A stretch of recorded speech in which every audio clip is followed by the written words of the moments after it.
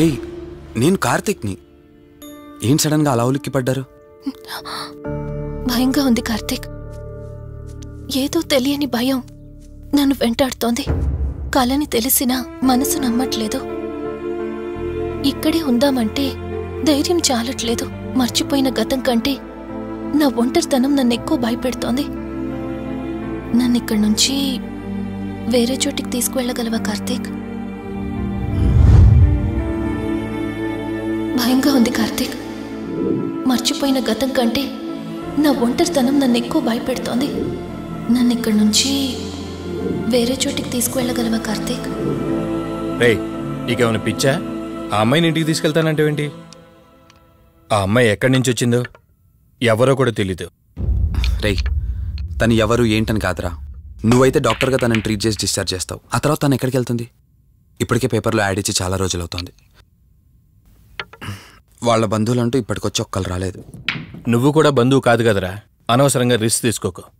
చూడు, నేను సిఐతో మాట్లాడతాను. రేపే అమ్మాయిని స్వచ్ఛంద సంస్థలోనూ జాయిన్ చేస్తారు. ఆ తర్వాత ఏం చేయాలన్నది కూడా వాళ్ళే ఆలోచిస్తారు. ఇందాక నువ్వు అడిగావే బంధువా అని. హెల్ప్ చేయడానికి ఎటువంటి బంధం అవసరం లేదురా. ఆ రోజు ఆ అమ్మాయి నా చేయి పట్టుకున్నప్పుడు కొన్ని వందల ప్రశ్నలు పుట్టారా. కానీ ఎప్పుడైతే ఆ అమ్మాయి కళ్ళలోకి చూశానో ఆ ప్రశ్నలన్నీ మాయమైపోయాయి. ఇలాంటి పరిస్థితుల్లో ఆ అమ్మాయిని ఒంటరిగా వదిలేసి చేతులు దులుపుకోవడం నాకు ఇష్టం లేదురా. రే, ఫ్రెండ్గా చేయగలిగితే నాకు హెల్ప్ చేయి. ఆ సీఏతో మాట్లాడి ఎటువంటి ప్రాబ్లం రాకుండా చూసుకో.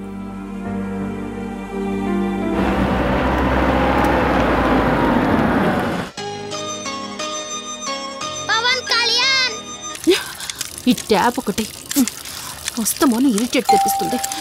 వస్తున్నాను. వస్తున్నానబ్బా.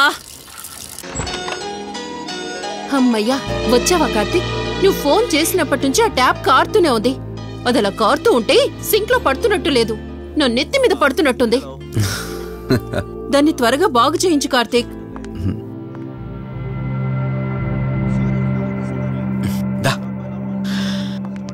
నేను చెప్తూ ఉంటానే, తనే మా వదిన. అన్నయ్య ఎప్పుడు ఫుల్ బిజీగా టూర్స్ తిరుగుతుంటాడు. కానీ మా వదిన మాత్రం నన్ను సొంత కొడుకులా చూసుకుంటుంది. ఇంతకీ ఈ అమ్మాయి చెప్పలేదు కదా, తను నా ఫ్రెండ్. హాస్పిటల్ పని మీద వచ్చింది వదిన. తన పేరు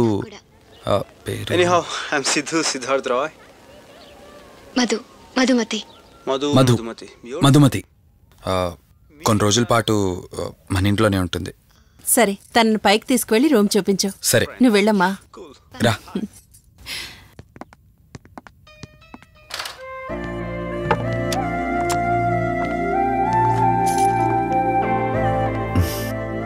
ఇదే నీ గది. ఎదురుకుండా ఉందే, అది నా బెడ్రూమ్. నీకెటువంటి అవసరం వచ్చినా నన్ను అడగచ్చు. నీకెటువంటి ఇబ్బంది ఉండదు.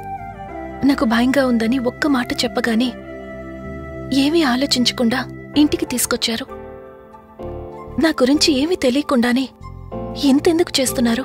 నాకు తెలిసిందల్లా ఒకటే, నేను చేస్తున్న పని నాకు కరెక్ట్ అనిపించింది, అందుకే చేస్తున్నాను. నేను కళ్ళు తెరిచిన తర్వాత చూసిన ప్రతి ఒక్కరూ మంచిగానే కనిపిస్తున్నారు. కానీ కార్తీక్ని చూసినప్పుడల్లా ఎన్నో సంవత్సరాల నుండి మా మధ్య అనుబంధం ఉన్నట్లు అనిపిస్తోంది. తన మాటలు వింటుంటే నాలో ఏదో తెలియని చిన్న ఆనందం కలుగుతోంది.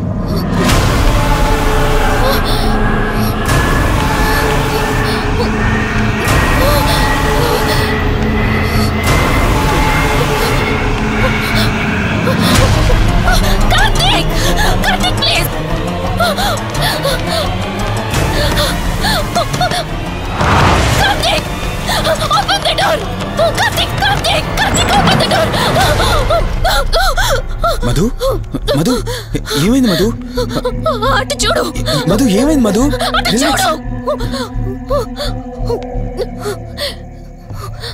చూశాను, అక్కడేం లేదు. కావాలంటే నువ్వు చూడు మధు. నేను చూశాను, కావాలంటే నువ్వు చూడు. మధు చూడు మధు, ప్లీజ్. అక్కడేం లేదు, ఒకసారి చూడు.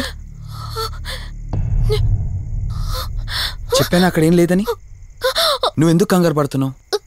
అయినా అసలు ఈ టైంలో బయటికి ఎవరు వెళ్ళమన్నారు? అది బయట ఏదో తలుపు కొట్టిన శబ్దం వినిపిస్తే. మధు, సరే నీకేదో శబ్దం వినిపించింది, అయినా నీకేదో డౌట్ ఉంటే నన్ను పిలిచి ఉండాల్సింది. అసలు ఒక్కదానిపై బయటికి ఎందుకు వెళ్ళావు? సర్లే, ఇక్కడ నుంచి ఏమైనా ప్రాబ్లం ఉంటే నాతో చెప్పు, సరేనా? Cool, everything will be all right. పద వెళ్దాం.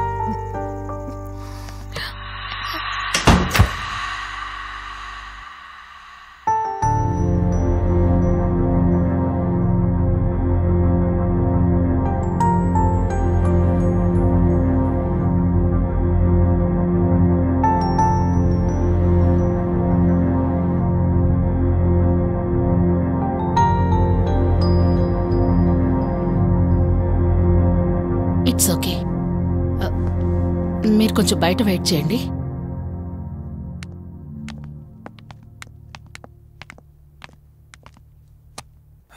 ఎలా ఉంది డాక్టర్? టెస్ట్లన్నీ చేశాను. Mental status, calcium levels and liver troubling, ఎందులోనూ ఎలాంటి ప్రాబ్లం అయితే కనపడలేదు. రిపోర్ట్స్ అన్నీ నార్మల్గానే ఉన్నాయి. మరెందుకు భయపడుతున్నట్టు డాక్టర్? అదే నాకు అర్థం కావడం లేదు. లాస్ ఆఫ్ మెమరీ పేషెంట్స్ని చాలా మందిని చూశాను, బట్ షీఈస్ డిఫరెంట్. ప్రస్తుతానికి కొన్ని మెడిసిన్స్ అయితే రాసిస్తాను. షూర్. వాడి చూడండి.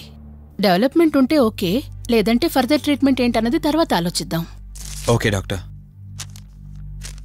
Thank you doctor. ఓకే.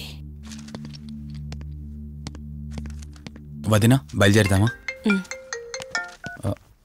చెప్పరా వాసు. రేయ్, అర్జెంటుగా బయలుదేరి నా హాస్పిటల్కి రా. ఏరా, ఎనీథింగ్ సీరియస్? అలాంటిదేం లేదు, నువ్వు ముందు బయలుదేరా. సరేరా, వస్తున్నాను. వదినా, మీరు తనని ఇంటికి తీసుకెళ్ళండి, నేను వెళ్ళి వాసన కలిసేసి వస్తాను. సరే. ఎరా ఫోను నువ్వు?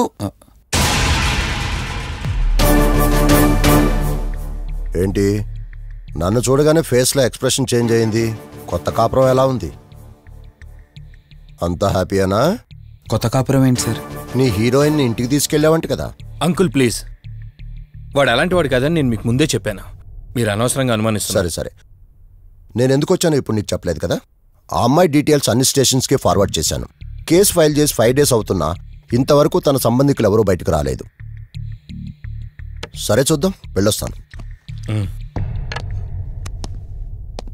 ఇంకో 5 days వెయిట్ చేస్తా, తర్వాత నీతోనే స్టార్ట్ చేస్తా ఎంక్వైరీ.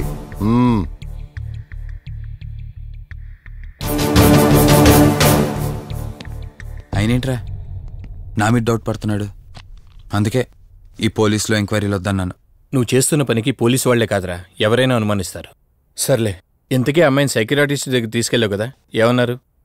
ఏం లేదురా, అంత నార్మల్గానే ఉందన్నారు. టాబ్లెట్స్ రాసిచ్చారు, వాడమన్నారు. కానీ ఎందుకు తను భయపడుతోందో అర్థం కావట్లేదురా. ఇందులో అర్థం కాకపోవడానికి ఏముందిరా? నువ్వేమో ఆఫీస్కి వెళ్ళిపోతావు, వదినేమో కొత్త. అలవాటు పడ్డానికి కాస్త టైం పడుతుంది. లోన్లీనెస్ కాకపోతే ఇంకేముంటుందిరా. సర్లే, నువ్వు ఎక్కువగా ఆలోచించుకో. మధుని చూసుకోవడానికి కేర్ టేకర్గా నా అసిస్టెంట్ ఒకరిని పంపిస్తా. ఓకే.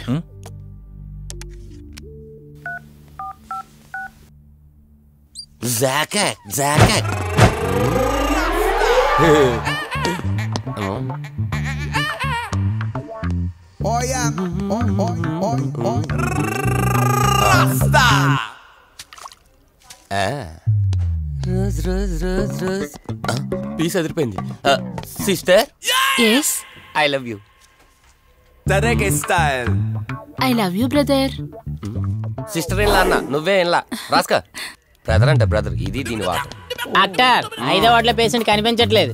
సైట్ వచ్చిందేమో, కళ్ళజోడు. అది కాదు సార్, రేపు మీరు ఆపరేషన్ చేస్తారని తెలిసింది, అందుకే ముందే పారిపోయి. Good boy. వీడేంటి ఇలా వణుకుతున్నాడు? ఏసీ ఆపేమని గొడవ సార్. పేషెంట్లందరూ ఏసీ కావాలంటాడు, ఈడు మాత్రం ఆపేమంటాడు. ఏంటి ప్రాబ్లం? చలికి తట్టుకోలేడు సార్. వీడు ఇప్పుడే చలికి తట్టుకోపోతే రేపు పొద్దున్న నేను వీడికి ఆపరేషన్ చేస్తాను, వాడు ఖచ్చితంగా పోతాడు, వాడిని మార్చి రూమ్ లో పెడతారు. ఆ చలికి ఎలా తట్టుకుంటాడు? Good boy. ఆ ఫైల్ ఎవరిది? 7వ వార్డులో పేషెంట్ది. వాడు ఇంకా పోలేదా? మీరు ఇప్పుడే వచ్చారు కదా. వీడు ఒకడు ఫోన్ తీయడు. సంపు అసంపూర్ణేష్ బాబు. హాస్పిటల్ కదా అని ఎవడు నాకెదురొచ్చినా వాడికే రిస్క్, నేనెదిరెళ్ళినా వాడికే రిస్క్. ఎందుకంటే ఇంజెక్షన్ నా చేతిలో ఉంటుంది కాబట్టి. నువ్వు ఆపరేషన్ చేస్తే పేషెంట్లు భయపడతారేమో, నేను ఆపరేషన్ చేస్తే వాళ్ళ బంధువులు కూడా భయపడతారా? కబలిడా. రై ఎవడ్రా ఇడు? కంగారు పడకరా, నేను చెప్పింది వీడి గురించే.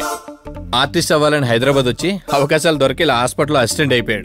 అప్పుడప్పుడు సినిమా డైలాగులతో మమ్మల్ని అందరినీ భయపెడుతూ ఉంటాడు. డాక్టర్, నువ్వు ఒక కళాకారుని కించబరుస్తున్నావు. సర్లే ఆపరా. వీడు నా ఫ్రెండ్. తనకు తెలిసిన అమ్మాయి ఒకళ్ళు మెమొరీ లాస్ పేషెంట్. ప్రతిదానికి భయపడుతూ ఉంటుంది. నువ్వు తనతో పాటు ఉండి దగ్గరుండి తను జాగ్రత్తగా చూసుకోవాలి. దగ్గర నుంచి చూసుకుంటా, దూరం నుంచి చూసుకుంటా, వెనక నుంచి చూసుకుంటా, ముందు నుంచి చూసుకుంటా, కింద నుంచి చూసుకుంటా, పై నుంచి చూసుకుంటా, టోటల్ గా అమ్మాయి నేను ఉంచుకుంటా. ఐ మీన్ జాగ్రత్తగా చూసుకుంటా. రేయ్, నీ over action opera. Same to you. సర్లేరా, నువ్వు వెళ్ళు. వాడిని తర్వాత మీ ఇంటికి పంపిస్తాను. సిస్టర్, కార్ రెడీ చేయమనండి.